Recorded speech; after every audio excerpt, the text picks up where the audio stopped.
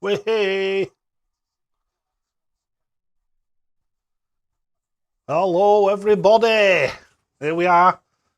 I don't know whether you've noticed what we've got on in the background here, so I thought we'd have a bit of a chat about that. I don't know whether you'll be able to see it properly or not, but one of those things. I'll turn the volume down a little bit. No doubt you lot will be watching at home anyway.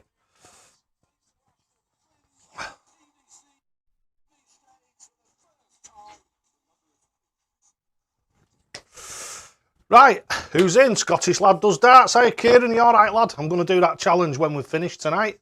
Hopefully get that thingy that up on the website sometime tomorrow morning, hopefully.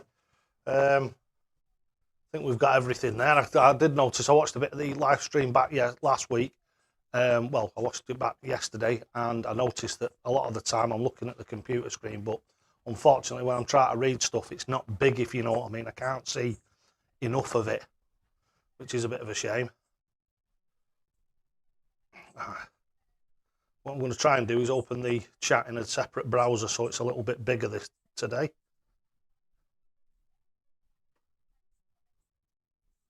Smashing. Right, we're in. Hello, everybody. Welcome and good evening to Dynamite Dave's live chat. Hello, Whippito. Are you all right? Ryan Parr's in the house. Steve Lamore's in. Hi, Steve Lamore. Are you all right?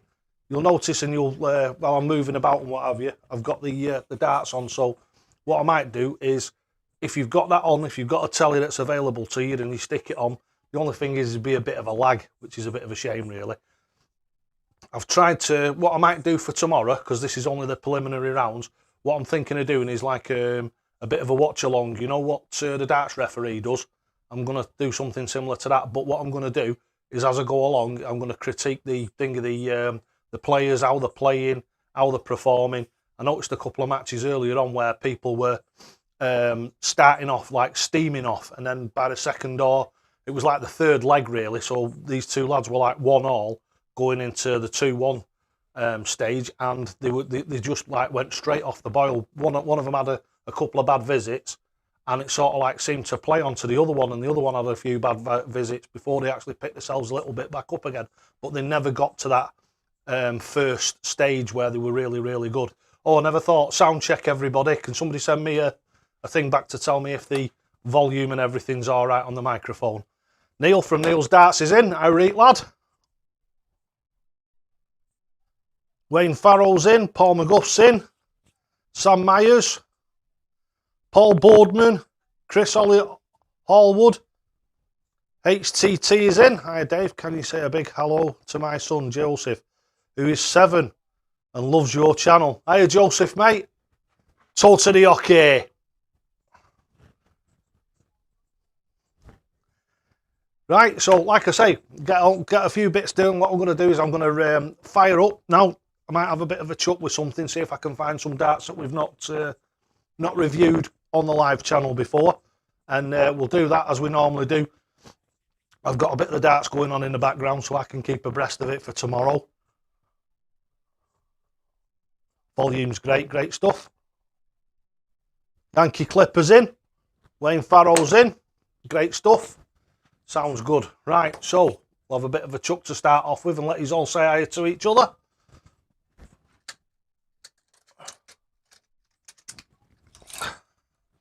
I've been having a little bit of a chuck of these again, Kieran. These, are they Falcons?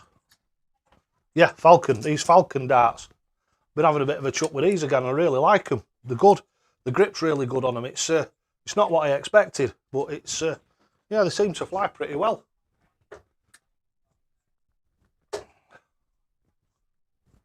Oh, nearly. First 3 darts at night, nearly there. 140 nearly. Oh, I'm wrecking the place. Ah.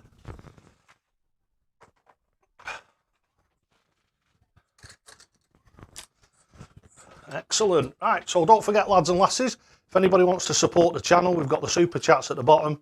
We've got all the other ways that you can go onto Streamlabs, etc. There's loads of ways that you can do it. It just helps us keep going, and that's absolutely fantastic. And I really do appreciate them. When they come in, you'll get a big 180. Wherever my machine is, I'll find it somewhere. But yeah, great stuff. And like I say, I've got the the Wheel of Fortune or whatever I'm going to call it. I don't know what I'm going to call it yet, but I've got that coming along. I've done 2 or 3 dummy runs with it and got it to a point where I'm pretty happy with it. So that might start getting introduced maybe next week, or maybe in one of the chat streams over this weekend. Like I say, for the UK Open, I'm hoping tomorrow some point I can get all the cameras sorted out and what have you. What I'm going to do is like a bit of a watch along, a bit like what the darts referee does, but totally different. Obviously, Jack, what he does is he has the scores up and what have you, and makes a few comments on this, that, and the other. What I'm going to do is hopefully watch together the match, and I'll be able to give you an insight into, I hope anyway, give you a bit of an insight into what the players' mental states are, what they're doing and why they're doing it. So hopefully we'll see some cracking double finishes again like we have on some of the other tournaments. That'd be really good, wouldn't it? I think that'd be fantastic.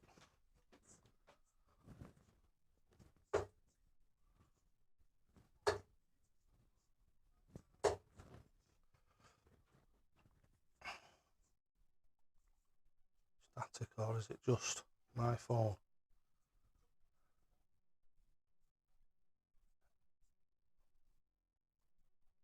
Yeah, I think it'd be quite good. It'd be quite entertaining and what have you, and actually be able to have a look at some of the players' throws, the way they stand and what have you, and hopefully be able to point out to you. It'd be really good because I'll be able to analyse the throws while they're doing it, and hopefully you'll be able to see what I can see. Obviously, I've only got the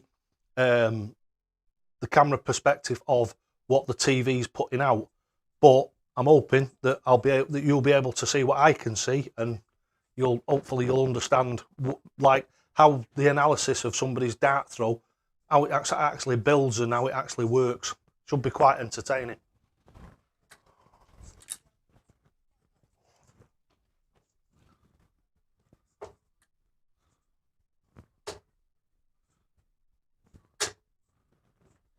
Ton.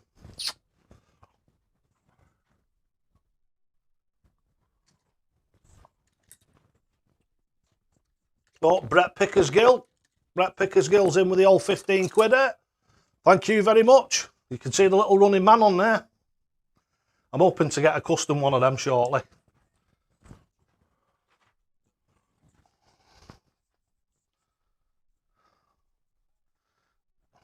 Here we go. Let's get old Russ set up. Might get old Russ set up in the corner here. Shift Johnny's darts.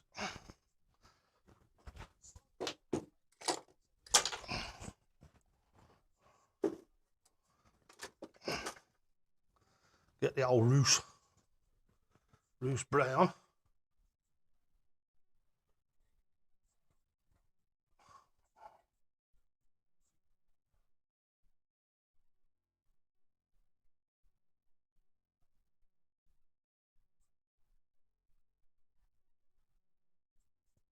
Thank you, ladies and gentlemen. First leg dynamite to throw. Game on. Right, are we ready, Thingy? Are we ready there, Brett Pickersgill? Here we go.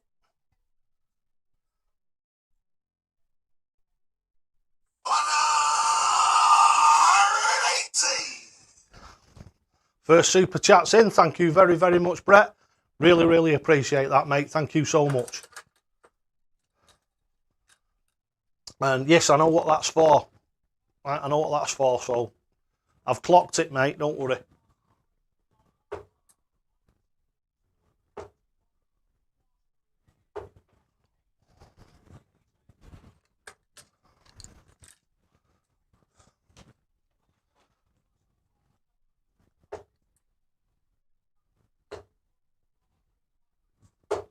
$81.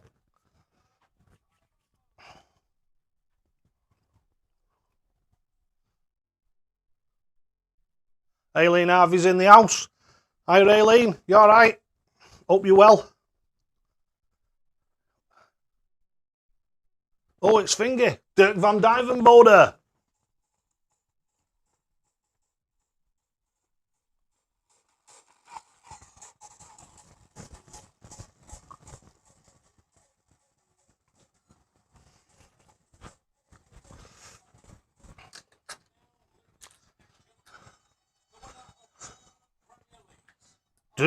Doom. Here he comes. The man himself.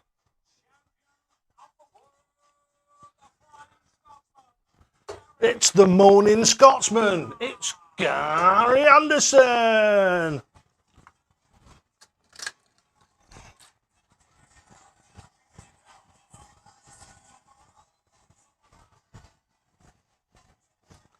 Let's just hope he doesn't do so much moaning tonight, eh, with a bit of luck.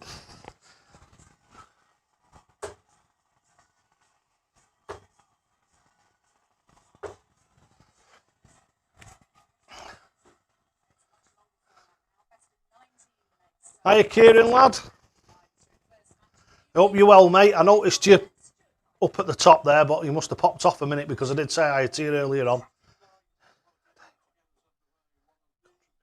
PayPal. Not anymore, mate. I'm sorry, JJT, but not anymore.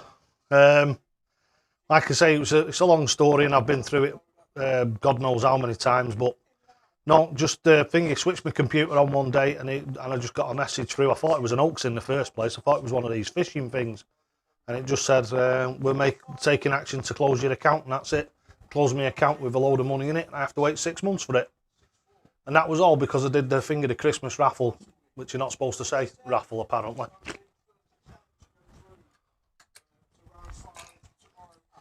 But no, we can't do that anymore.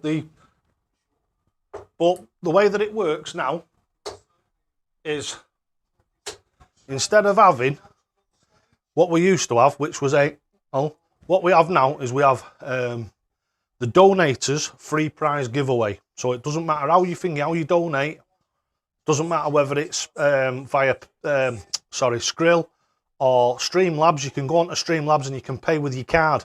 If you go onto like I'm on Streamlabs now, if you type Streamlabs in, or I think I've put a link in the description. If you look in the description, I think there's a Streamlabs link in there. I'm pretty sure that I got it in this week.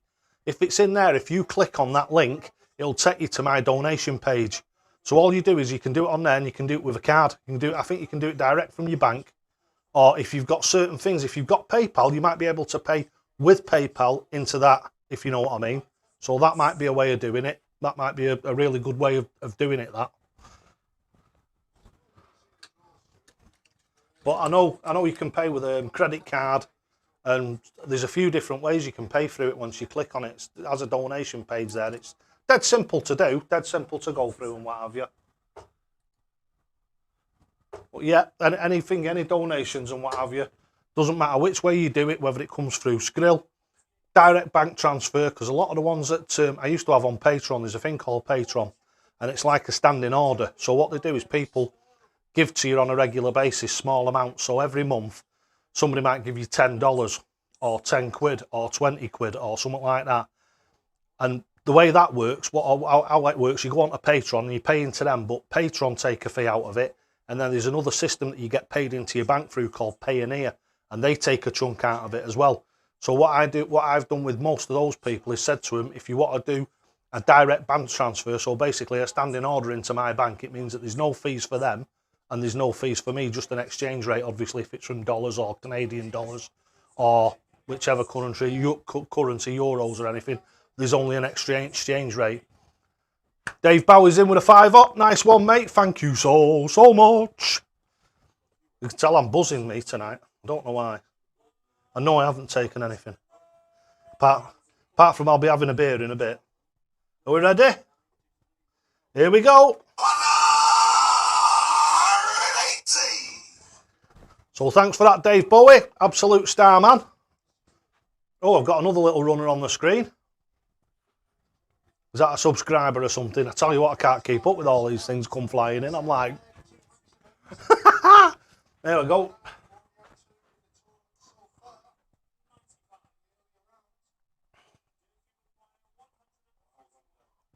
Van Dyvenbode going for 141.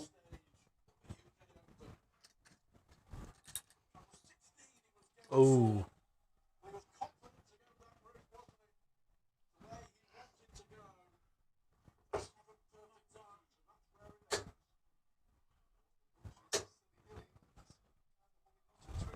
Tonski. So you can see that better than I can. My eyes are going not very good. Getting old. Oh, look at that. And again. Ah, but the last one was meant.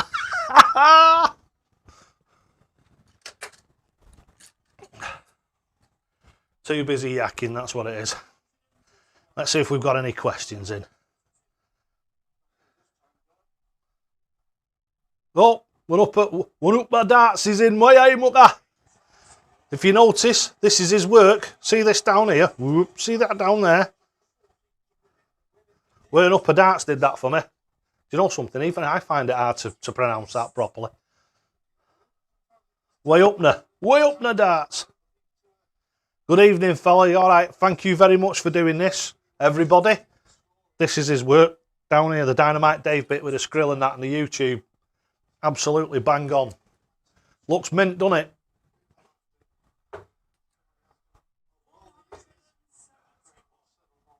The only thing I haven't had a chance to do is go on that website. I've not gone on your website yet.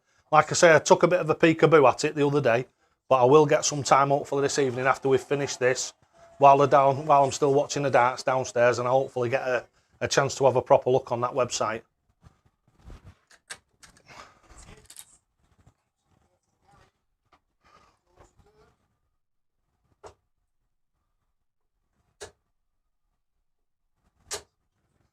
Steady Eddie. Dave's in. Hi, Dave, mate. Dave's in the house. New shirt, very nice. This is thingy. You probably won't even be able to see it even if I move back like this, but as you can see, it's BVD.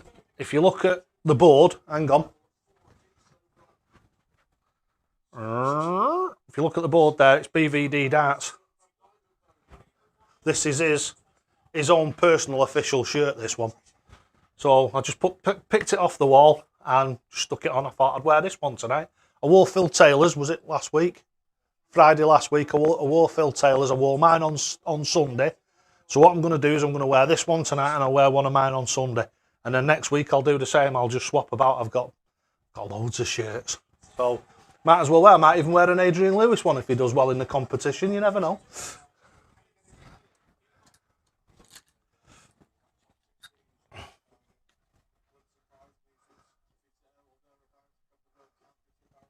It's mint. It's really, really good. Dead chuffed with it, I am. The only thing is, though, is when you start doing stuff like that, I've had loads more ideas. I've had loads more ideas, like having my finger, my website, my finger, my email address on it. Or it might be worth us sorting that out, and we'll talk some pennies and all, thingy, at some point. Don't think that I want you to do all this for nothing, because I don't, mate. No, it's no problem.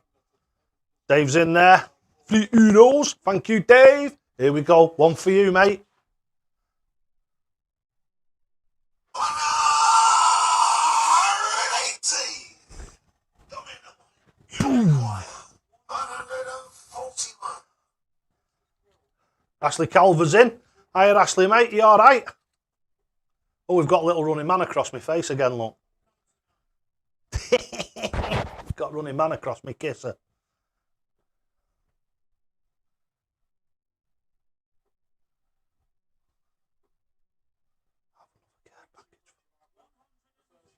Kieran, thanks so much, mate. Tell you what, I really love these, you know, really do. And it's funny because do you know something? It's probably going to sound a bit stupid, this, to somebody who reviews darts, but I've never heard of these before. Never heard of Falcon darts. Never seen them before, never heard of them, but I'll tell you what, they make a decent dart. They certainly do. They're a bit like shot, aren't they? Got some good machining. Got some good machining on them. Yeah, for the next, not raffle. For the next donators, free giveaway.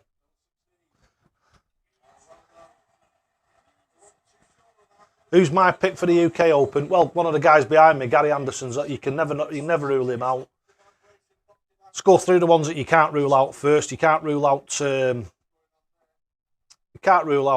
Van Gerwen, even though I think he's a shadow of his former self. I really do. I don't know, is Dave in it? I'm assuming Dave must be in it. If Dave's in it, then Dave. I've not actually looked through the listings, to be honest with you. I've not looked through the matchings and what have you, which I will do before tomorrow, or when the draw happens later on. I'll write it all down or video it or something, so I know what's happening tomorrow. But there's a few good ones there. Unfortunately, Damon Etter's out, and he got knocked out. The man who I knew would get knocked out, because he's just a shadow of his former self, isn't he? If you watch the way that he played RVB earlier on today, it wasn't impressive at all, really, was it? Not at all. Shame, but like I said, you should never, if you leave a sport, something like boxing or darts or a big money, big promotion sport, seriously, it's never wise to make a comeback. It's very, very rare they ever come back and they're anything like their old self. They're always like a shadow of what they used to be, because I've mentioned this before on a million occasions. They are of their own era. So like RVB was of his own era, and his era ran out a few years ago, 2 or 3 years ago, about a year, maybe 2 years before he actually finished. His era was gone. He just wasn't the player that he used to be. Wayne Farrow's in the house. Hiya, Wayne, mate. Tim Britt 7. Or is it Tin? Do you know something? I haven't got my glasses on, so you'll have to forgive me. I might get a couple of names a bit adrift and what have you, because I'm silly and I'm old. Charlie the boss is here. Hiya, Charlie Gray, mate. Are you all right? Hope everything's good with you, mate. Love this guy. He's a sound fella. Real nice guy.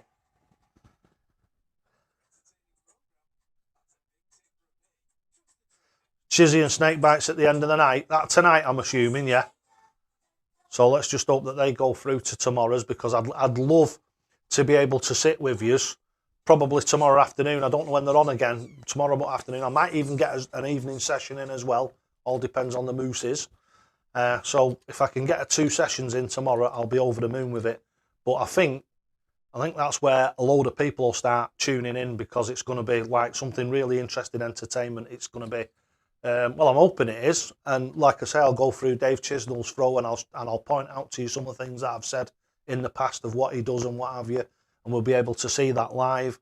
Also, with a lot of the other players, I'll be able to go through some of the players that I've been studying in the past, over the past couple of years and what have you, that I find are quite good players. Some of them that I think are going to be here and then gone, like I've mentioned before, because they've got individualistic type throws, not very mechanical, and very difficult to carry on repeating on a regular basis. So that should be fun, that, tomorrow.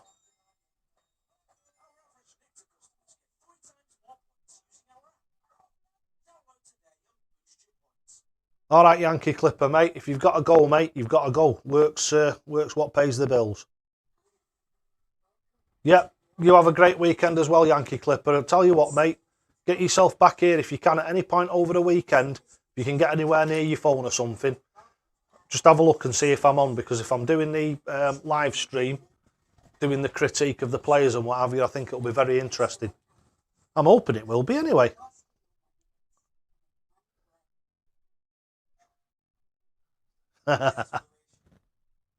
Told to the hockey, Neil. Told to the hockey, mate. Mark Layton's in. No, he hasn't got the game to compete anymore. He hasn't. I mean, look at what he's done. He went for a tour. He went for a card and didn't get it. Yet you've got some players that are on the up that are pub players and have got one. You know what I mean? A couple of the lads there, the newcomers. I'm not going to say that they're nothing special, because that's like derogatory and it's not fair. But what I'm saying is they're not Barney, are they? Yet Barney went there and failed. So it just goes to show, doesn't it? And then he's come to the UK Open and he's out. Was he out in the first round? Was that his, well, not first round, but I mean his first proper game against somebody who was good.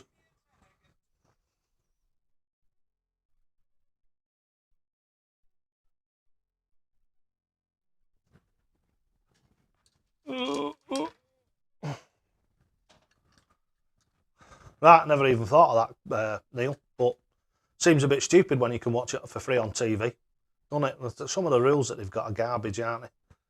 But yeah, I understand what you mean. Hi, Dean Brown. Dean Brown's in the house. If we turn your screen. Yeah. Oh, but we'll have to turn the finger, the volume off and all.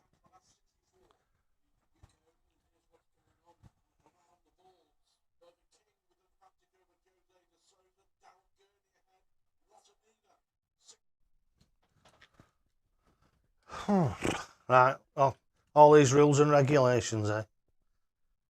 Yeah. Not got the UK Open on Cave.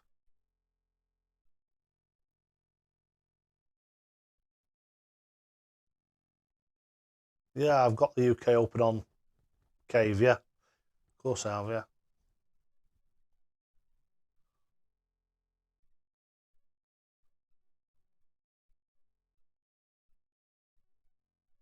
Right, hiya Ross. Hiya mate. What's the first thing you go to? What's the first thing you go to in a game when your throw doesn't feel right? Like I go to feeling if you haven't got like a go-to feeling. I see what you mean. You mean a go-to place. A lot of people have them, what they call go-to places.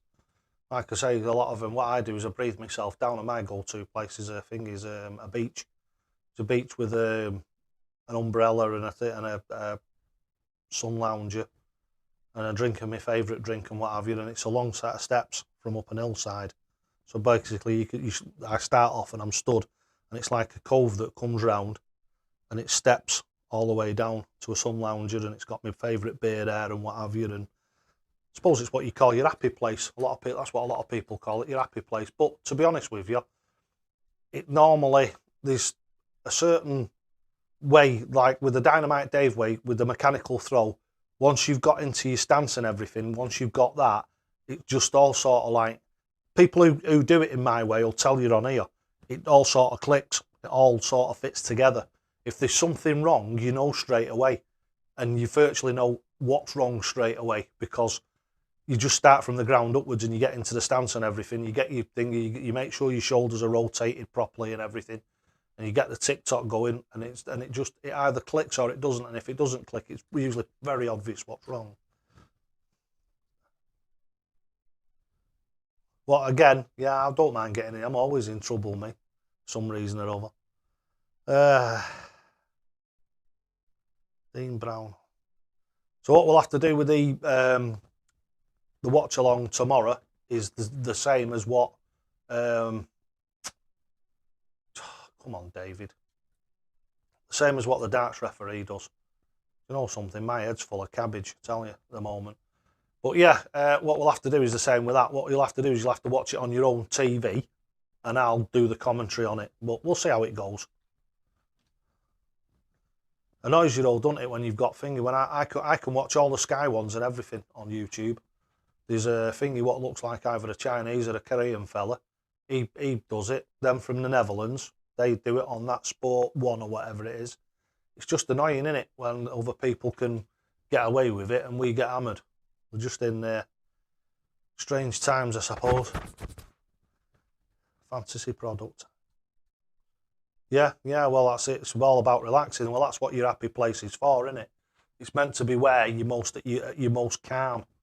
And that's the one thing about the Dynamite Dave way. It's all about being ultimately relaxed, making it absolutely effortless. So you're not forcing the darts or anything. They're just flowing from your hand. And if you can get that going, especially in a match and what have you, you just become, I won't say unbeatable, but you can certainly play at some really, really high levels. So when your throw doesn't feel good, your rhythm is off and your scoring is off. Have you got some technical? No, don't change anything up. What I do is I start from the beginning, like I say, like I was just explaining. What I do is the Dynamite Dave way has a certain way, a certain stance, a certain like neutrality and what have you about it, and it's got a very, very simple mechanical throw, And all I do is, if it doesn't feel right, what I do is I just stand on the hockey, and normally within probably 2 to 3 visits, I've got it right again. And that's the one good thing. When you've got an individualistic throw, this is what I explain to people. If you've got an individualistic throw, more than likely, if I analyse it, you've probably got 15 or 20 things going on in your throw, minimum. Whereas in the Dynamite Dave stance and address and everything, all you've got going on is your tick-tock motion and the angle of your body. That's all you're doing. People find it very, very hard to believe until they actually do it, or they come here and I actually show them how to do it and explain to them why it works and how it works. They're absolutely gobsmacked once they try it and it actually works for them, because there's literally two moving parts. You've got your elbow and your release, and that's all there is in it. All you do is, and other than that, all you've got is your setup, because your arm speed remains the same. How many people, when they're throwing at the board, they throw totally differently? You watch some, even the pros, they throw totally differently at the double top than they do at the treble 19 or the double 10. When they're going across, you can see they're actually throwing their arm across. Instead of what we do is we move down and move the body across, and the throw remains exactly the same. So it takes minutes to repair. Once you've got your head round it, it literally takes minutes to repair, and it works absolutely fantastic. Stu McNally's in. Hiya, Stuart, mate. Hiya, fella. You all right? Hope you're well. Absolute star of the YouTube community is our Stuart. No doubt whatsoever about that. Right, so let's get him a 180 in. Where are we?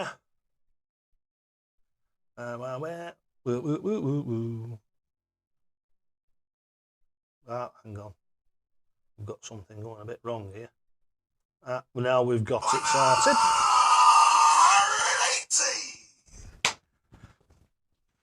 Cheers, Stu. Top man.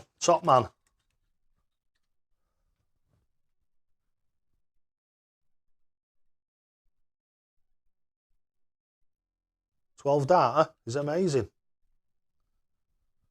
Yeah, it's great when you get your first 12 data, isn't it? Wait till you get your first 10. Awesome. 10 or 11. Just absolutely mind-blowing. It really is.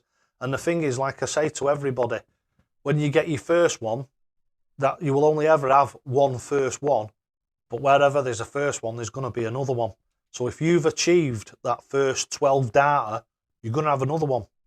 You're definitely going to have another one. I think I played Dave. I think I did was it 12 data or 11 data against Dave, I think.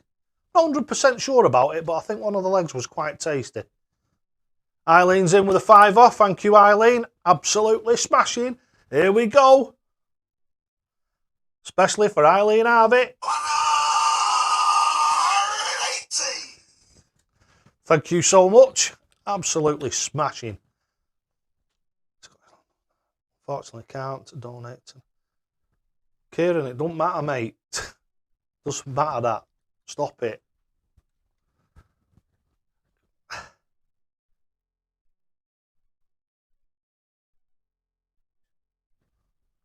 Oh, Chris, hang on a second. Hi, Dave.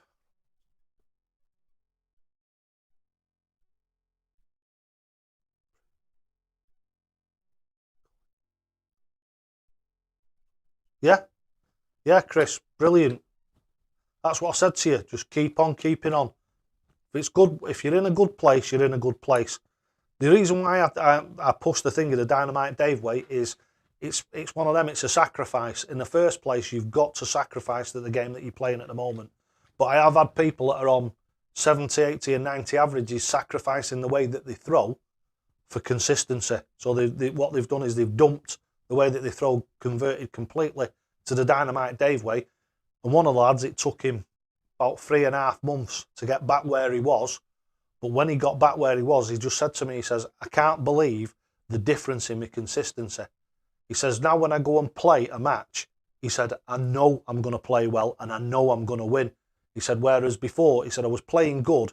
He said, but I wasn't confident in what I was doing. He said, now I've picked up the Dynamite Dave way and I've got it to that stage now where I'm back where I was.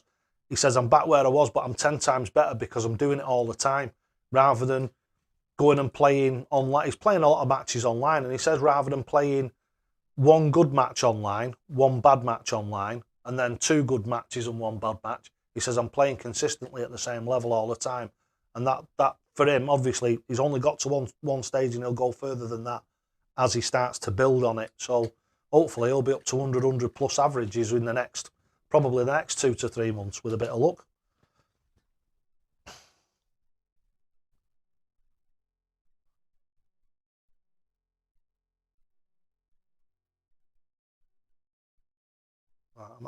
I'm probably running behind here. You'll have to forgive me when I go a bit quiet. My reading capabilities, I've never been very good, to be honest with you. Having a throw myself. Nice one, Callum. Nice one, mate. Get your darts out in a bit and have a chuck with them. Here we go. Here's one for Callum. Big Callum resting. 180. Dynamo. You require 141. 141.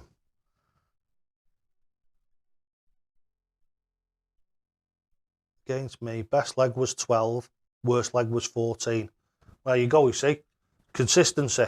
So that's what it's all about. It's all about consistency. And like I say, when I played Dave, no detriment to Dave. Dave's a good player.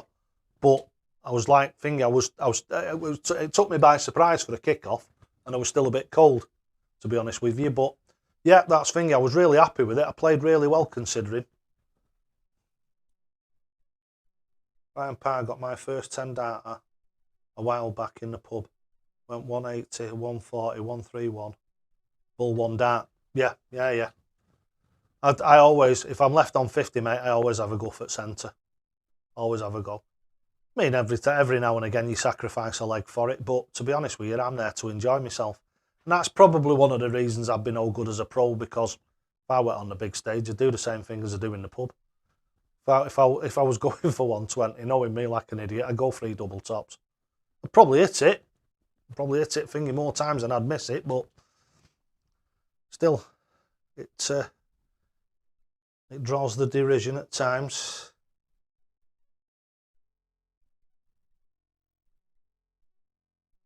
Yeah, 55 average and 15% on the doubles.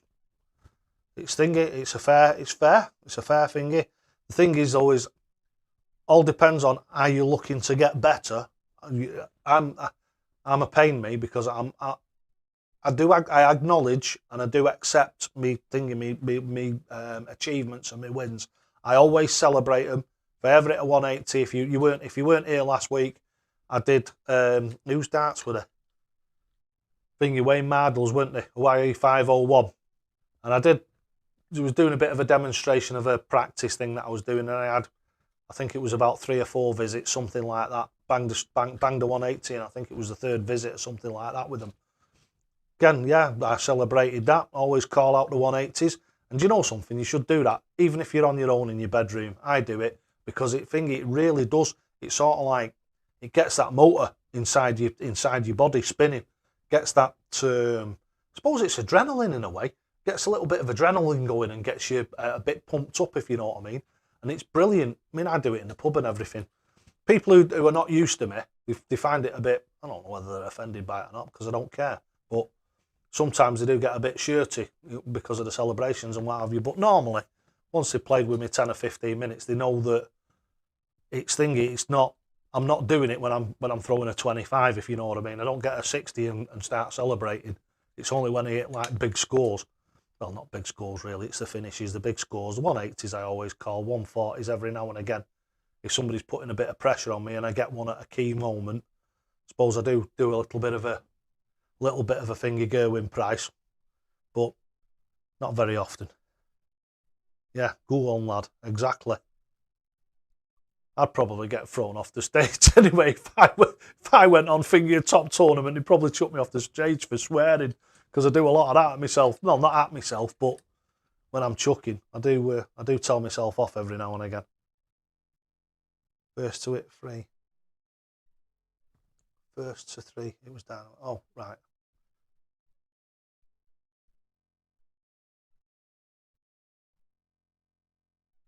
Top tips, fella. Top tips for Top tips for what, Pete? Oh my word. What happened there? Oh, it all stopped. I've got loads of stuff going on that I've missed. Oh well, sorry about this, lads and lasses. I don't know why, but for some reason, whenever I move the cursor over the left-hand side where the chat is, it seems to stop dead. Whether it's meant to do that and it's me supposed to like chase with it or not, I don't know. Yeah, that is the key to the whole game. Is consistency. How many times have we talked about James Wade? James Wade is consistency. He's not the best player in the world by a long chalk, but he must be one of the most consistent. He's got to be one of the most consistent in the world. His play and what have you is absolutely awesome. His consistency is absolutely out of this world. 112.73 average. It's not bad, that, is it? It's not bad. Not bad.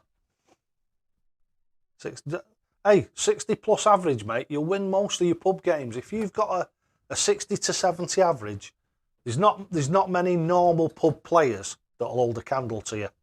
And that's true that. If you can hit a 20, if you can hit 60, so three single 20s every time you go to the board in a pub, you'll win most of your games, seriously. I mean, it won't be like that for long. I mean, when we come back out of lockdown, it might be a little bit different than that because there's a lot of people spent a lot of time improving the game. Yeah, well, that's what it's about. You're always striving. It's a fantastic saying was from the Institute of Advanced Motoring, and it's really good.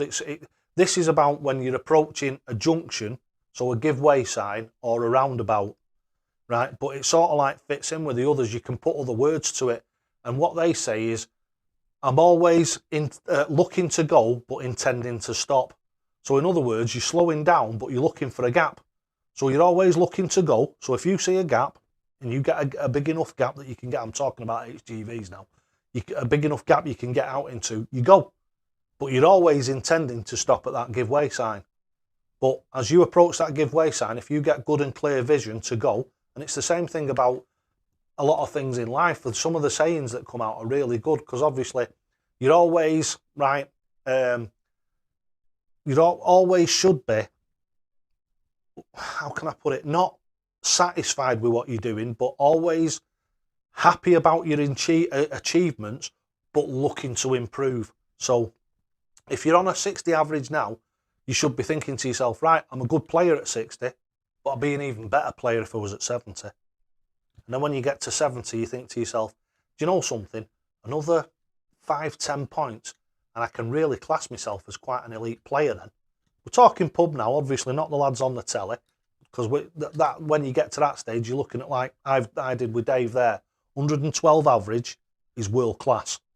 I think it is anyway, and I think you normally find people's averages on the tournaments on the telly are around the 100, aren't they? So anything from 98 to 105, 106, 107 is a really good average.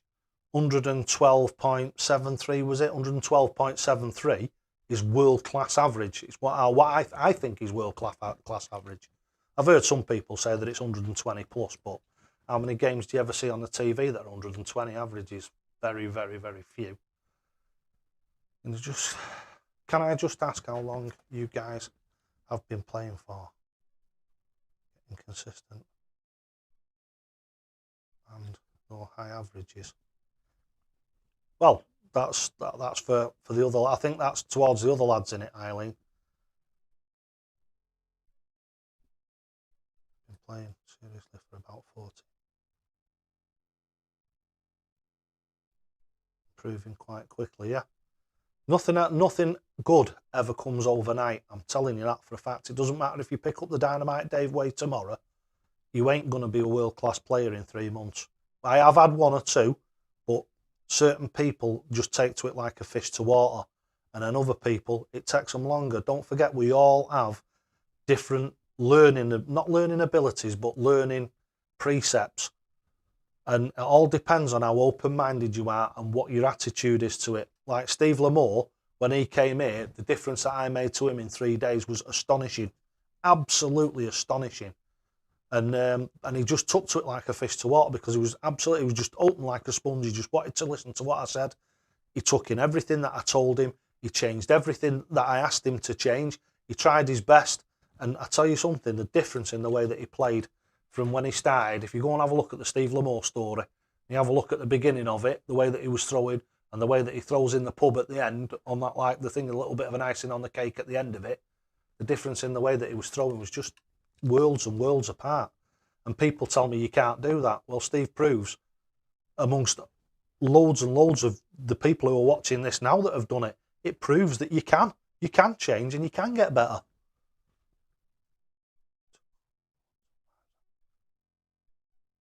Well, that, Paul, it can be you're either chopping. Normally, if it's 1s and 5s, mate, you're either chopping or you stood not in the centre of the hockey. The amount of people that stand over on one side of the hockey and they're throwing across to the board, and it's the same problem.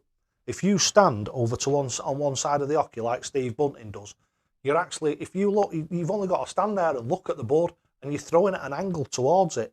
So if you throw with a little bit more arm speed, you're going to go into the 5. A little bit less arm speed, and you're going to go into the 1. So basically what you're doing is you're cooking your own goose all the time. So you're making it more difficult. If you stood in the centre of the hockey and your arm is absolutely vertical, the only way it can go is in the 20s. I mean, all right, you'll still drift into the 1, I do. Still drift into the 5, I do. But not consistently, if you know what I mean. You've watched me throw. It's not consistent. I don't consistently go into the 1s and the 5s. So that's where your difference is. It's the consistency and the ultimate accuracy and the consistency that combines together to make a good dart player.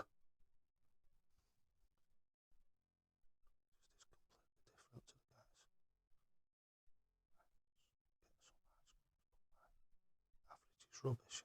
Nice. Well, that to me, Eileen, when we get out of this lockdown, right, I'll be able to sort that out for you. When you come up to see me, right, you're coming up to see me, we've already sorted that out. When we get out of lockdown and you come up and see me, I'll sort that out for you. That's not a problem. All it'll be is probably some small anomalies. Following the videos and everything is one story. When you actually come up, there'll be things that you're doing that you think are right, and they're just a little bit out. I've got loads and loads of people that do that, but the coaching videos or watching the videos on YouTube are a fantastic first step. So they get you into it. They get you up to, I mean, some of the lads on here are like 60 averages, 55, 60 averages. But when you want to go beyond that, so 90% of the people that come, and I tell you what, I must have had 5 people in all the time that I've done this that have actually learnt it themselves to the point where I would say to them, yes, you've got that bang on.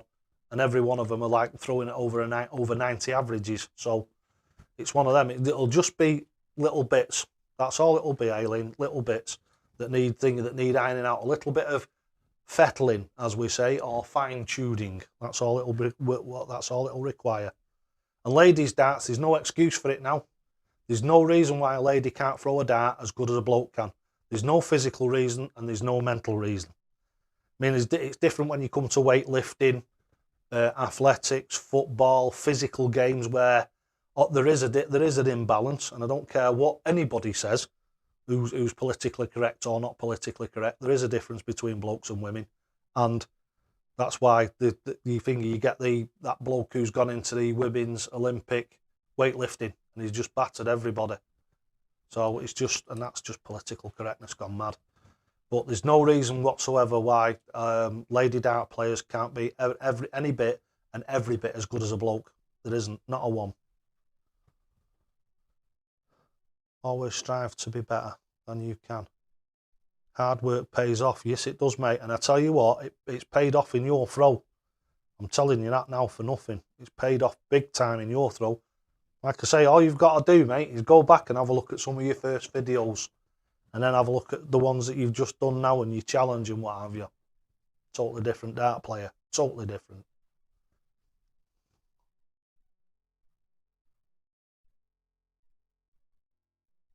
Yeah, 60, 65 average now. It works. It does work. And that's what I said last week and the week before, is I never felt confident enough to make bold claims, because I wasn't at that point where it wasn't that I didn't believe in what I was doing. I just needed the evidence from other people. And the teaching that I've done, the coaching that I've done, the channel that I've got, the amount of subscribers that I've got, and the amount of people that are throwing in the Dynamite Dave way now, and we're talking thousands of people, not one or two, not 10 or 20, not 100 or 200, thousands across the world. And it just absolutely puts it to bed that the Dynamite Dave way does work. It's like anything. If you're going from throwing a javelin one way to throwing it the correct way, if somebody just gives you a set of golf clubs as a teenager and you've been on the red wreck smacking shite out of balls, that's great, that. But when you come to actually go on a golf course and try and get that ball to go towards the flag where you want it to go, or to try and bend it round them trees, you've no chance. And that's when you've got to then learn how to do it properly. The thing with darts is as I've explained before, it's always been watching your peers.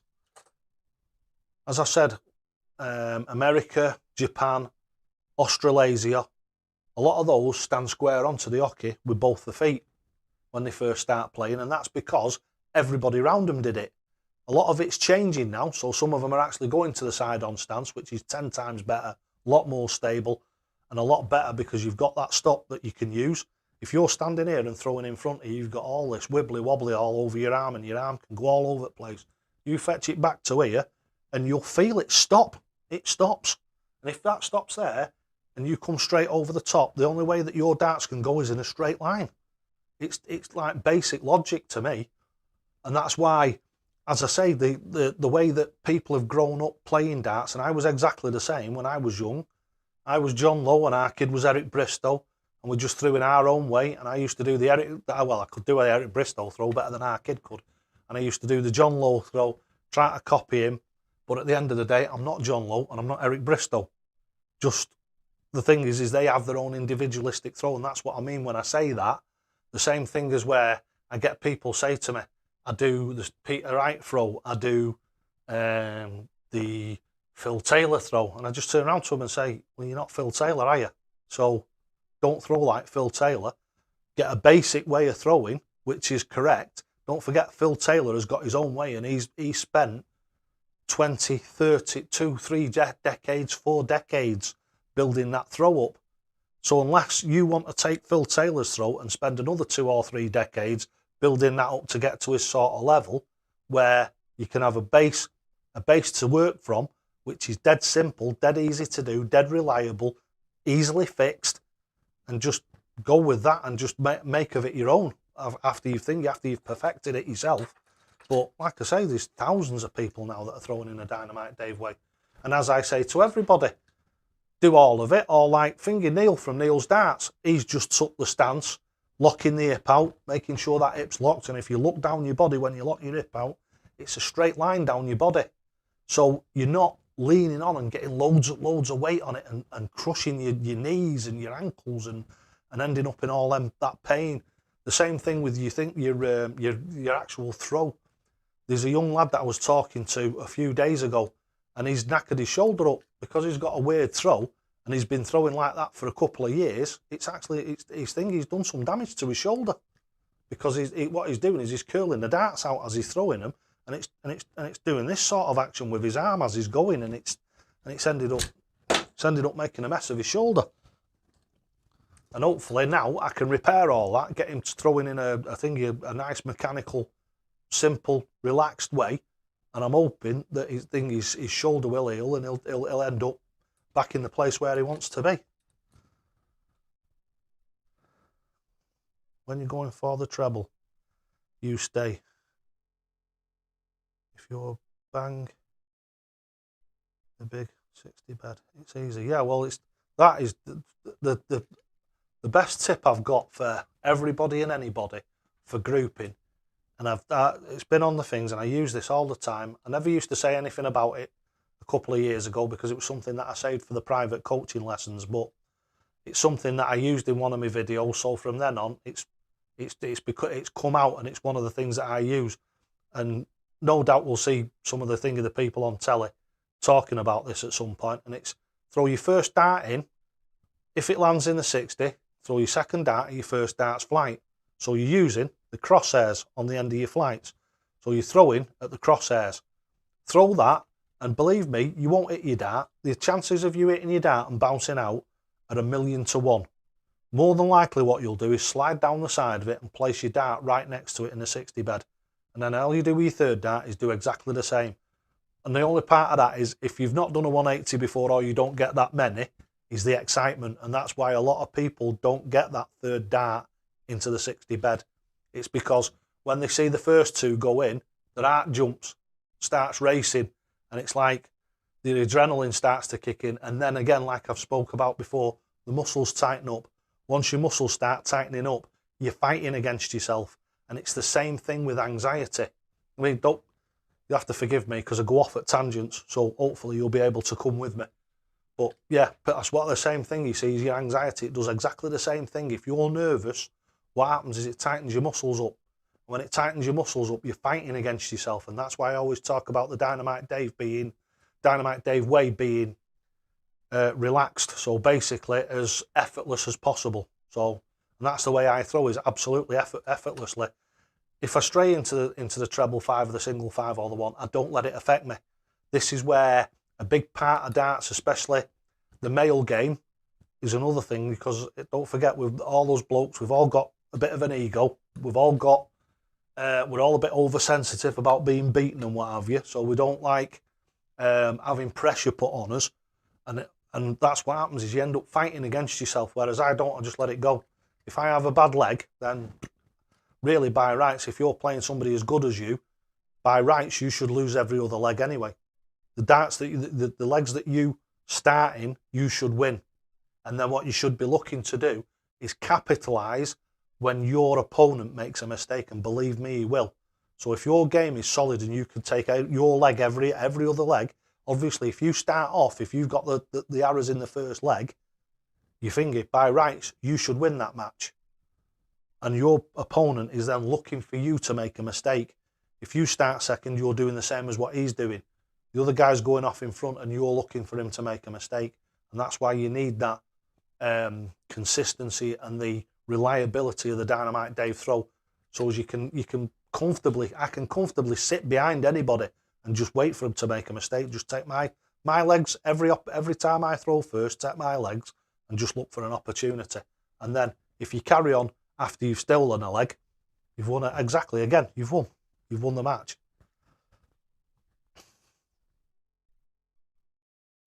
Oh my word, I got loads again I've missed.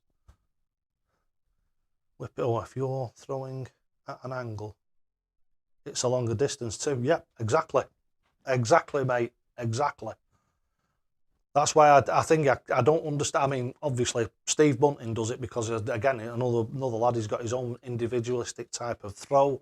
It's just the way that he does things, and he stands right over on the side of the hockey. But everybody, and I mean everybody without exception, that I've managed that's come here and I've brought them to the centre of the hockey and I've had them here for an hour, or sometimes they've done 2 hours and then come back the following day because they've been stopping overnight. Everybody that I've got back into the centre of the hockey has said by an hour or so after getting into the centre of the hockey how much different it is and how much better it is, because you're throwing straight down the line. The only time I ever come over to the side of the hockey is if I've got 3 in hand and I'm going for like double 10 or double 6, double 13, double 15, I will move over. If I'm going for 2s, 17s, 3s, etc., I'll stay in the middle, because it's virtually nothing of a turn. It's still a turn, but it's virtually nothing of a turn. And it's always throwing that dart. So you look at the treble 20 like I'm looking at you now, and you throw your dart. So if you're looking at the treble 20, your dart comes from the side of your head here, and you're just putting it in the treble 20. If you're coming down to treble 19, come down and you look at treble 19 exactly the same way as you look at the 20. Arm speed stays the same and the throw stays exactly the same. So you're using the same throw to go to everywhere on the board. So you're not having this where you're dragging the dart down to try and get it into double 17, or you're dragging it across to try and get it into the treble 19. The throw remains the same, exactly the same all the way through.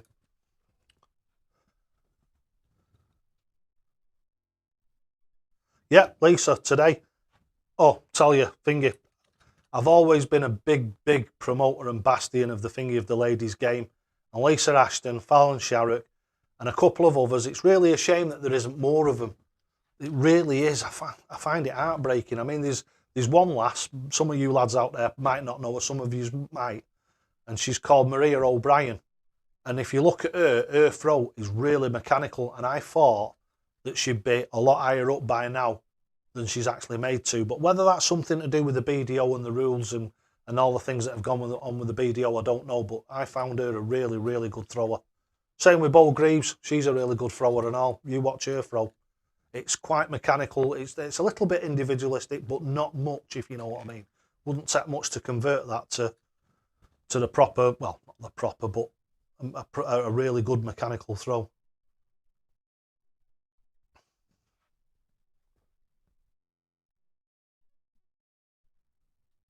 There are magnets in 1 and 5. Yeah, for certain people there are, mate. Oh, Jonas. Hiya, Jonas, mate. There you go. You see, somebody's got in without me noticing. Sorry about that, Jonas. Jonas is in the house.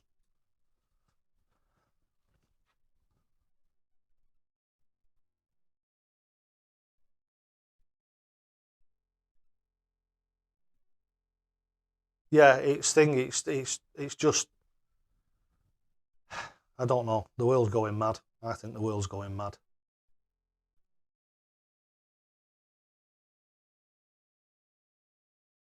Thanks, Jonas. Thanks. I think, like I said, I love doing it. I just absolutely love doing it. And I hope you guys love being here watching it. And I just think it's fantastic. It's great that we interact together, and we just have a real good chat and what have you. And it just works really well, doesn't it? Really well. Just absolutely love doing this.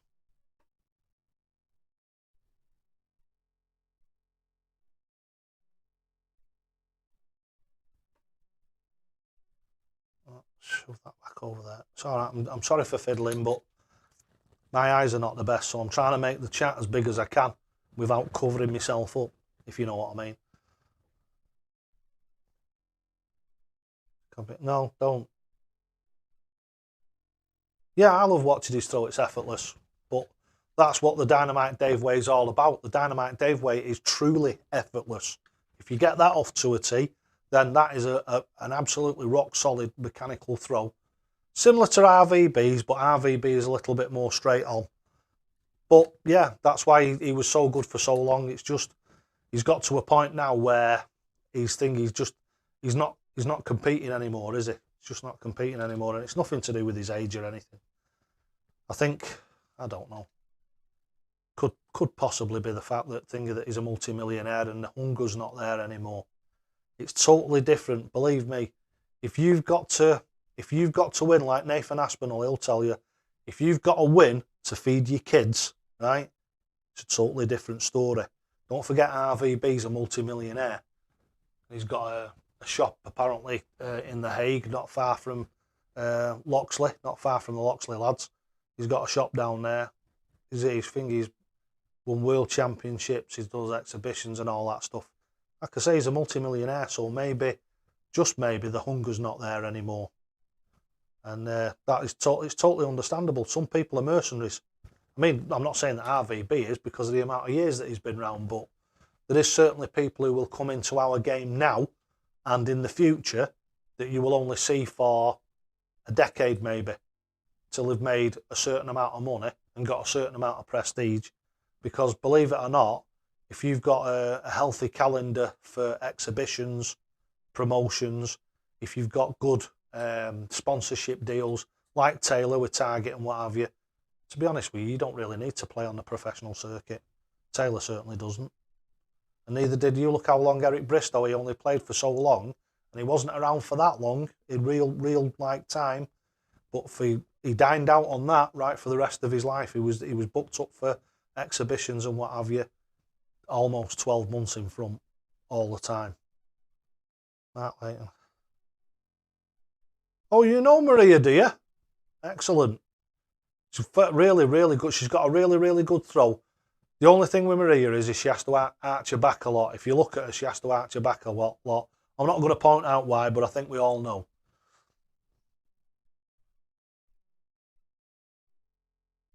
Oh, I've just...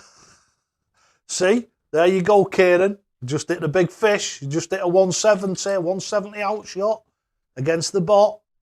Top man.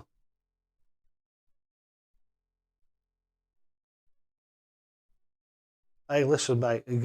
If you've hit a 170 out shot and you're not a bit excitable, there's something wrong with you, mate. I tell you.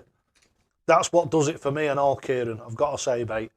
180s, I wouldn't say the 10 a penny, but if I do 2 hours worth of thingy of chucking, let's say I do 2 hours worth of chucking during the day, if I haven't cracked 20 in, I'm not impressed. So that's probably what, 10 an hour. But that I'm talking about when I'm doing it seriously, not when I'm chucking for you and what have you. I mean, when I've actually got my head down and I'm in the zone and keeping myself in the zone. Don't forget my record for back-to-backs is 5, and I missed number 6. I hit the 120 and I drifted the last one just into the 5. Just into the 5. I just pulled it over and it just sneaked into the 5. So I would have had 6 back-to-back 180s. And that's that was actually recorded, and it's on some of my old videos. If you've ever seen my old videos where it's in slow motion and I walk up to the board and I growl at the board as I walk away, that was on the 6th one, and I was disappointed, but I was chuffed. Oh, I was chuffed to bits, but really disappointed at the same time that I missed the last one. I think if I'd have thrown the first dart and I'd have missed the 60 with the first dart or the second dart, it would have just been one of them sell RV things. But to miss for 6 back-to-back 180s, to miss by the width of the wire into the single 5, it's just, you know what I mean? It's just like, I was, chuffed and annoyed in equal amounts. We're on the multitasking tonight. Watching here, playing in the UKDA Connect. I'll be on watching the UK Open as well. Yeah, multitasking. I hope you've got a beer in hand as well. That's one thing I haven't got tonight. I've not been out to the shop and got myself any beers, so I'm not going to stay to daft the clock tonight because I've got to get to off licence before it shuts. Off door, we call it, what we used to call it when I were a kid. I'm just trundling out to off door. Paul Boardman. My dad always goes on about Maureen Flowers. Yeah, she was. Yeah. You can't say anything else. She was, and I think, wasn't it Maureen who got the first ever 180? The first ever ladies 180. And I tell you what, she missed by the wire on Bullseye as well. I watched that the other night. She was right on the wire. She got 2 in and 1 right on the wire. But I think it was Maureen Flowers who hit the first televised ladies 180. Could be wrong. It's just one of them, you know, that floats around in the back of your head. One of them facts. I've only been playing darts from a wheelchair for 3 years. So I learnt loads from your vids, Dave. Thanks, Mark. Thanks. It's, to be honest with you, I can't see any reason. That's why I got the chair, and I am going to get into it, but I have that much to do. You would not believe how full my life is. You just wouldn't.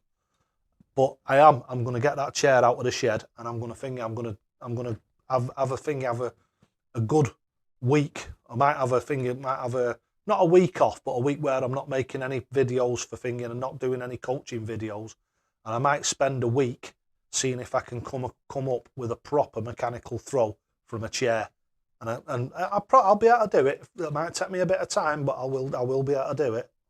There's no doubt about that at all.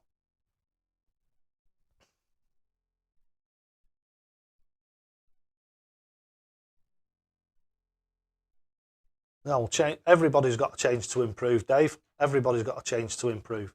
Yes, I would change the women's game. I can't say that I'm a massive fan, right, of separating it off from the blokes, because the PDC are even talking about it now, of having a women's challenge tour or something like that. I'm not convinced.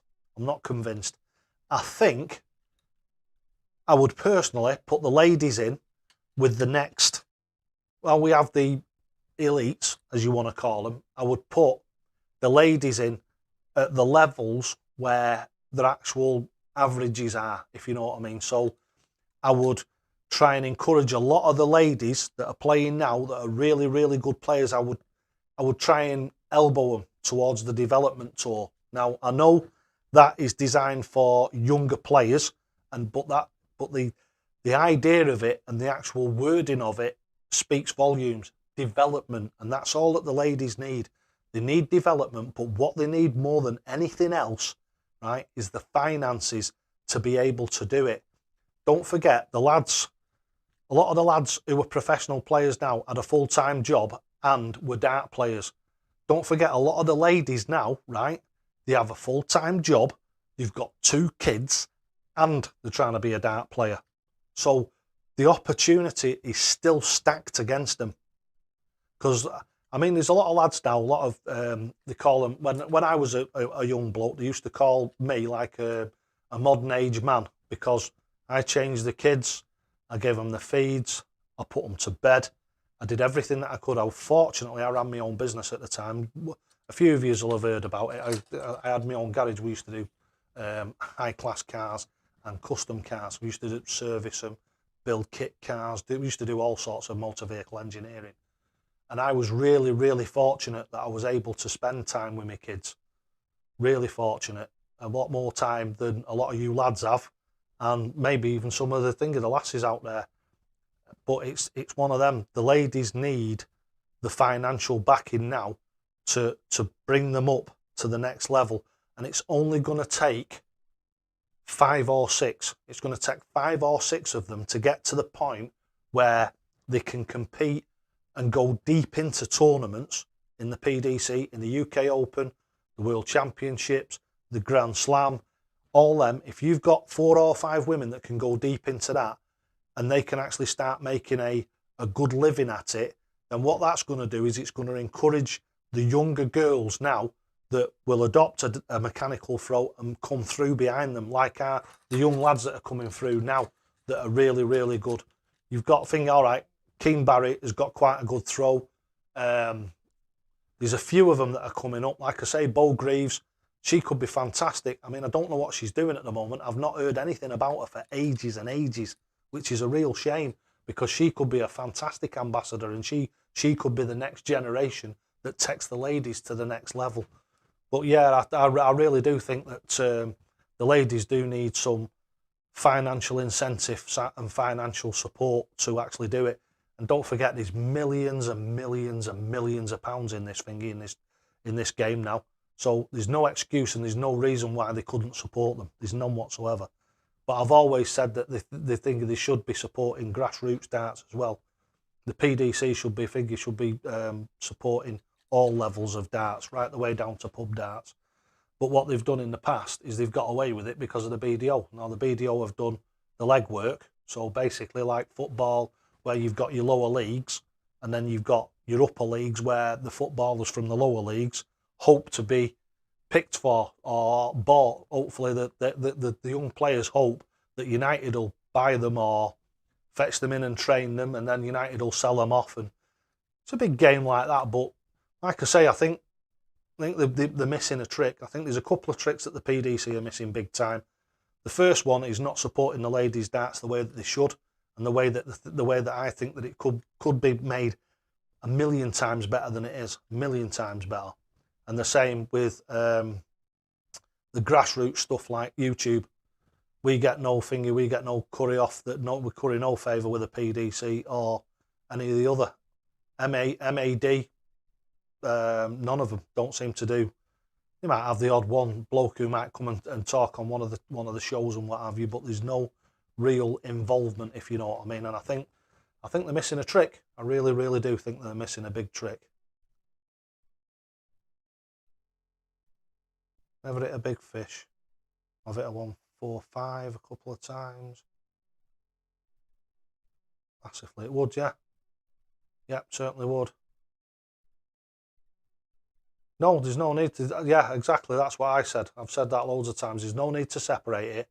All they need to do is put the lasses in at the thing at the level which will bring them on and which will develop them. But putting them into the development tour, I think what they should do is also give them a wage that they can live on, and like free entry into the tournaments, maybe financial support in whichever way. Because I know what some of the lads are going to say, it's not fair and all this, that and the other. But we need to draw them up. It's one of them. It's not fair to the people behind you when you're putting your hand down and dragging somebody up to fetch them up. I understand that, but it's just something that it's an hard decision that maybe has to be made. 154 is my highest. Would love ones. Don't ask me. Don't ask me. I've hit loads of them.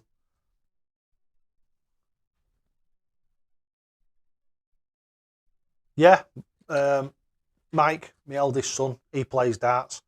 Unfortunately, he lives 200 or 300 miles away from me over on the thingy on the East Coast. So we don't get to see him that often. And with this coronavirus thing, I think the last time we saw him was on his birthday, which was January. He's on his own. He lives on his own. He's a single lad. So we just thinking we played the bubble thing. So he just came over and he had his birthday over here and what have you. I had a real good time and what have you. And then he went back. But yeah, I miss him loads. And when we're over here, the only thing is with Mike is he doesn't like playing me because I'm terrible. I won't let anybody win. I'll give you 200 head start. I'll give you 300 head start. But as soon as game on's called, I'm coming after you. I'm coming after you. And Mike will tell you that. And like he said to me, he said, it's a waste of time playing you, Dad. He says, no matter how many head start you give me, you still win.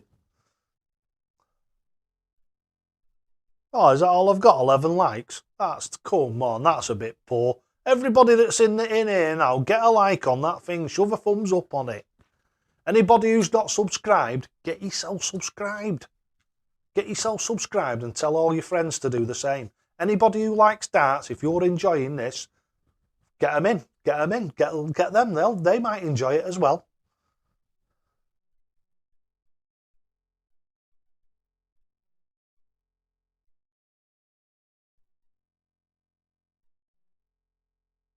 Keep the height where it should be. What's that?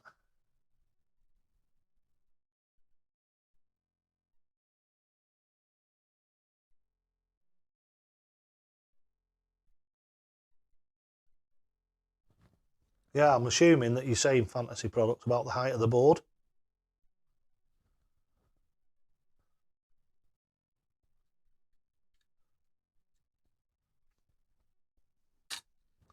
Yep, right, so, what time is it? It's 20 past 8, so what we're going to do is we've done an hour and 20 minutes, like 10 subs years ago. That's what we like to see. Right, what should we chuck today? Right, let's have some comments. Which one should we do? Should we do Daryl Gurney's? Should we chuck the Daryl Gurney's or the RVBs? Oh no, I've chucked them, haven't I?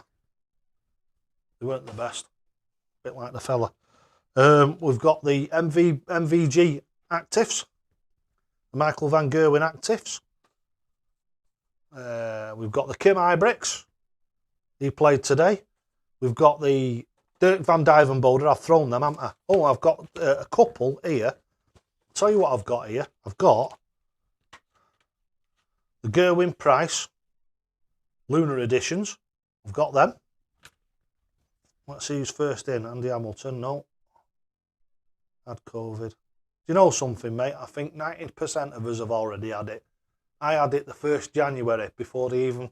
They told us about it, I think, at the end of January. Me and my missus had it. I think it was late December into early January. And there's no two ways about it because of the respiratory things and what have you. Plus the other thing is I've not had a touch of nothing since. And I've got high levels of antibodies. And obviously the only way you can fight a disease, you can't fight a disease, mate, from your back bedroom, from hiding. The only way you fight a disease is by being exposed to it and getting over it. And the actual statistics and what have you don't bear out the amount of panic that's going on. quite understand that people are frightened and what have you. Of course they are. People are going to be. But they're frightened more than anything because the media have made them that way. Going for the flights. Did it? Yep. What was that, your 180? Yeah, that's the one. Like I say, throw them in.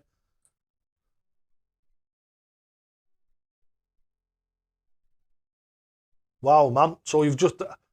Scottish lad does darts. Kieran's just banged in a thingy, banged in a maximum like I did last week. It's a bit presumptuous, but you never know. I might get one with these. I'm going for the Gerwin price. These are the lunar editions. And these have got additional grip on them. They've got like a sandblasted grip. Oh, Neil's in. Neil's darts is back in. I mean, just smashed it. Nice one. Ain't it funny? Do you know something? Ain't it funny when the darts is on the TV? How much better you play. You know, if it's on in the room while you're playing and you're watching the players banging the 180s in and the big finishes, it's funny how it motivates you, doesn't it? And I'll tell you psychologically exactly what's happening to you. And it's exactly the same as like I've told you before about having new darts. What it does is you're excited by watching people throwing really good darts. And what that does is it fetches your level, your concentration and your focus levels up. And then you play better for a period of time. You turn it off and within half an hour or so, you'll be back playing the way that you normally play. It's really strange, but it does work. It is true. Try it out.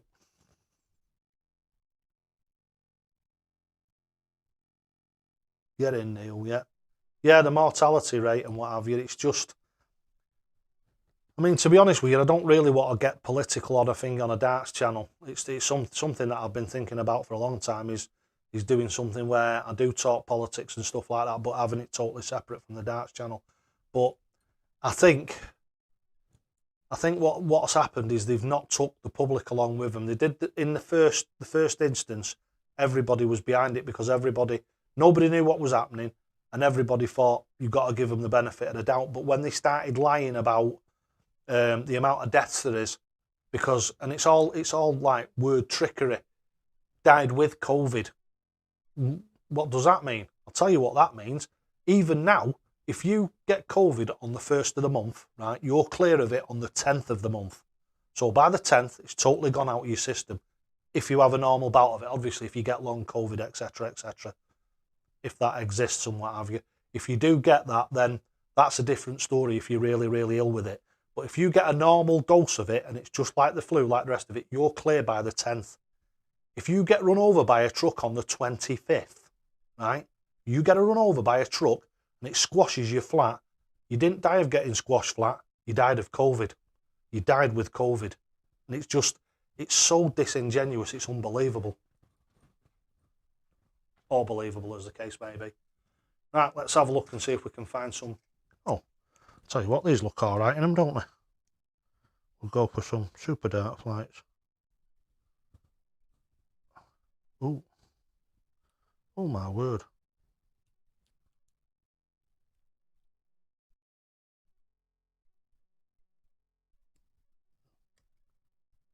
Oh, they don't want to go in, do they?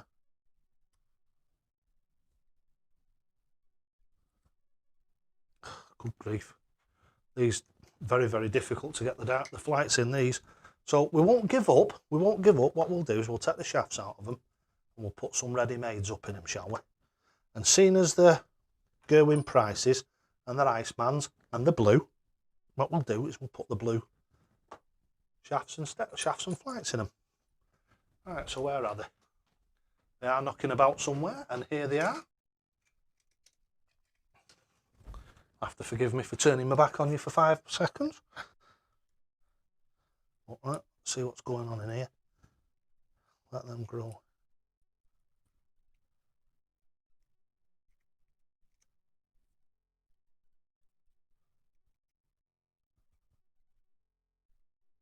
Nice one, Stu. Nice one, Stu, mate. 3 180s. That's healthy, that, mate. That's really healthy darts, that is. Really healthy darts. To get 3 maximums in a day, that's really good, that, mate. Really good.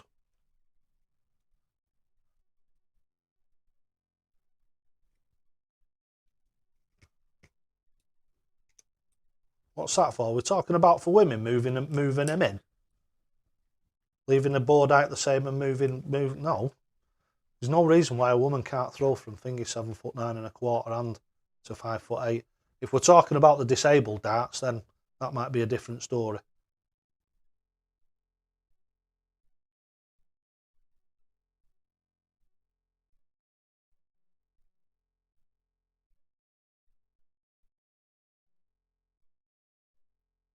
Medic.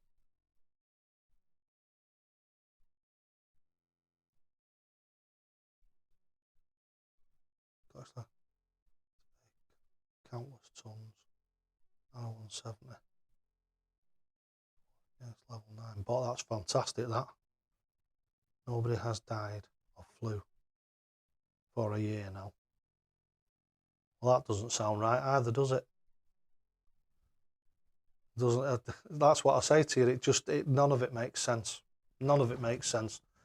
And you don't have to be a medic. All you've got to do is have some common sense. At the end of the day, if it quacks and it paddles about on water, it's probably a duck, innit? You don't have to be a medic to use your common sense.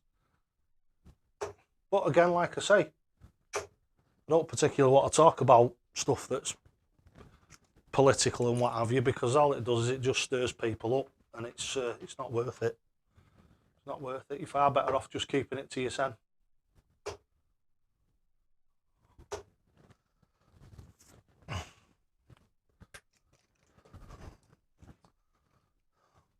But we all have our own views on it, don't we? And everybody, and I think this is where a lot of people are going wrong. They're forgetting that everybody is entitled to an opinion. So whatever my opinion is my opinion. Whatever your opinion is your opinion. But you don't have to fall out over it. That's the difference, you see, and that's one of the real sad facts about modern day society and the way people have gone. When I was young, you'd stand and argue with somebody in a pub for an hour over something and then buy each other a drink. Whereas now, you argue with somebody for an hour and then they ring your works up and try and get your job taken off you. Sick. Really, really sick. Because somebody doesn't see things the way that you see them, you try and ruin their life. It's just absolutely crazy. Some of the things that they do. Oh!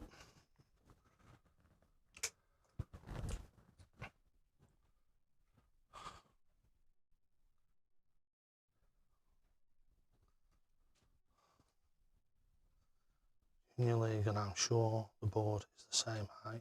Oh, right, we're talking about junior players. Right, what do we call it?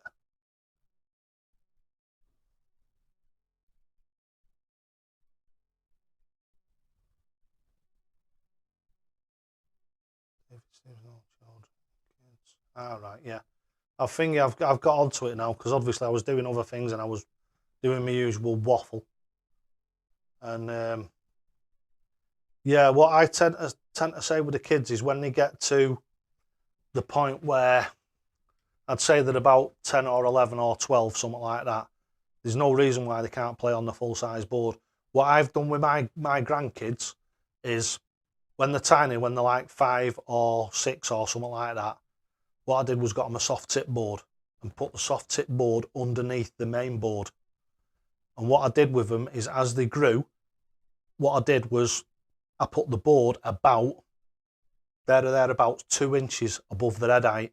So basically, like, my board is 5 foot, the ball is 5'8", I'm 5'6.5", 5'7". So it's a couple of inches, put a couple of inches on it. Fetch that up with them until they get to, it could be 9 or 10, it all depends on how tall the kid is. Once your kid gets to about 4'9", 4'9" to 5 foot in height, it doesn't really matter whether they're 7 or 17. Then they should be quite capable of throwing at the board at the right height. So that's what I did, was I just stepped my grandkids up. They're playing on the full-size board now, but my youngest grandkid is 14, I think. So he's playing at the normal height and what have you, and he has been doing since he was about 11, I think. So that's the way I've done it. It's just common sense, you know what I mean? Obviously, if they're going to tournaments and all that sort of stuff and it's all serious for them, then you've got to go by whatever the rules dictate. And I'm not sure, is the rules for lower boards for the younger players? I'm not really sure. It's not something I've ever gone into about like really young players.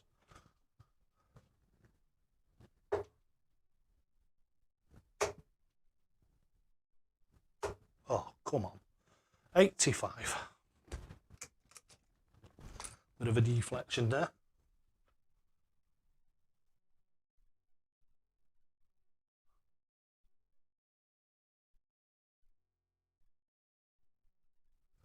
Big fish to end off, yeah.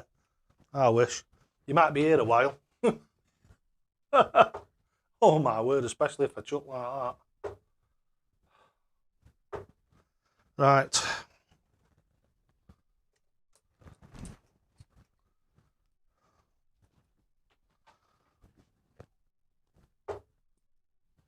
No, just underneath.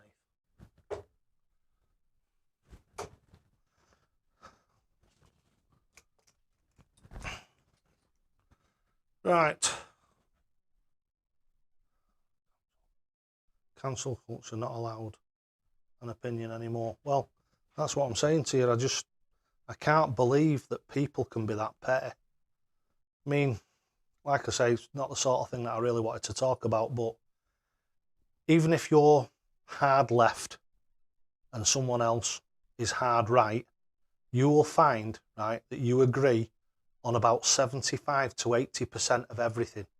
Doesn't matter whether you're hard right or hard left. Nobody thinks murder is right. Nobody thinks rape is right. Nobody thinks, and it just goes on and on and on. And it doesn't matter which side of the thing of the spectrum you come from.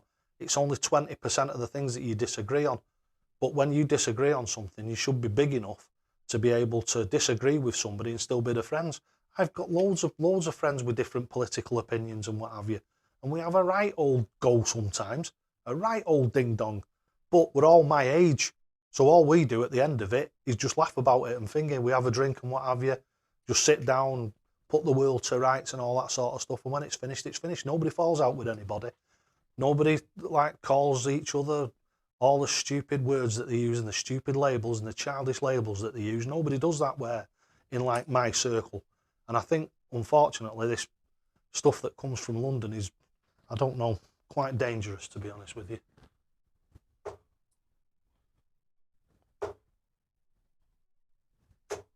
$60. Right, sure, lads and lasses, like I say, hopefully at some time tomorrow I'll put a call out to say that I'm going to do a watch along. So what you'll have to do, I'll have a look into the copyright thing tomorrow and see what the crack is, because I know there's fair usage, isn't there? There's all sorts of things that you can actually use and watch stuff on the TV and what have you, and there's nothing they can do about it because there's what they call fair usage. So if you're making criticisms or commentary on something, a lot of the time it means that you are actually allowed to use their stuff still under copyright law, but you are allowed to use it under fair usage, because it's like reporting, isn't it? It's like reporting on something. So I don't know, I'll have a look into it, and obviously I won't be going down any slippery slopes like I did with PayPal, but we'll have a look into that. Right, what I'll do is I'll give you 2 or 3 minutes. I'll just have a chuck for 2 or 3 minutes, 4 or 5, 6 or 7 visits, and then just give you a chance to say ta-ra to everybody. Then I'll come back and say ta-ra to you, and we'll meet again on Sunday. Don't forget, Sunday, it's Sunday Night Live. Don't forget Sunday Night Live at 6 o'clock. So all else failing, if I can't do the sing-along. Shall we have a sing-along tomorrow, chaps? Shall we have a sing-along? For you, roll out the barrel. Yeah, that's what I'll be doing in a minute anyway. But yeah, anyway, so like I say, if we can't do these this chat thing where we're watching the UK Open for some stupid reason or other, I'll watch me call it. I'll make sure it's I'll be back on Sunday anyway, without any doubt. Right, Kieran, the Scottish lad, has just put a skydiver in. So thank you very much to Kieran. Russ Bray's gone off, so you're going to have one of mine. And you hit one before, didn't you? 180! Ah, it was a good old Dynamite Dave one. I've really enjoyed it. Like I say, it was a bit one of them things. I didn't want to stray off into politics because people end up falling out and stuff like that, and I don't want none of that on my channel. I don't have no swearing. That's why every now and again you'll see one of the chats that's not been allowed on, because there's no swearing. It's open for kids. It's a totally open thing, open site. This for whatever age you are, whether you're a lad or lass, whether doesn't really matter whether you're LGBTQI, whatever you are. Everybody is welcome on my channel, and everybody will be looked after, and everybody will be respected, and everybody's views will be heard. Right, so really enjoyed it tonight. Like I say, I'll have 2 or 3 visits while everybody says ta-ra to each other, and then I'll come back and say ta-ra myself. Oh.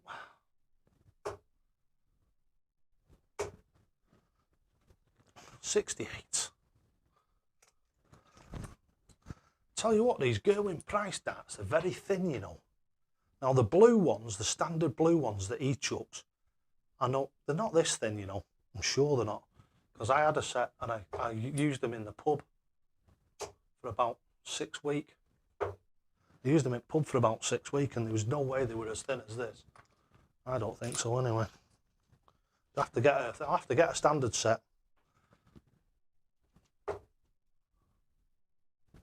Oh, come on, David. 100.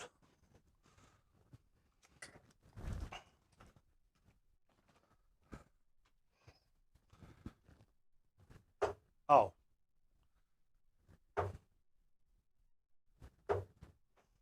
Not very good.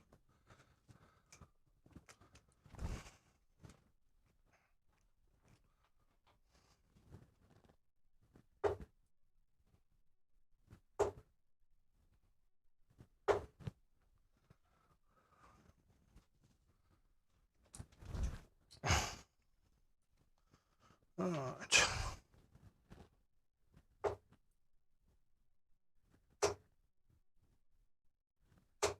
Is it? Oh, it's just over the wire. I was hoping I was going to finish there with a maximum. But there we go. Everybody can see that, I hope. It's just over the wire. I tried to stack it on top. Do the old Phil Taylor and move the darts out of the way, but there you go. Right.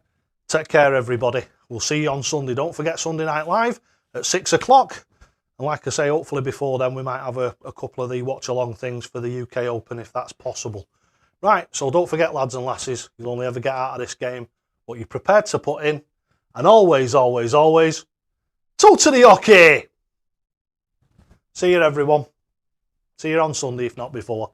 Take care now, everybody.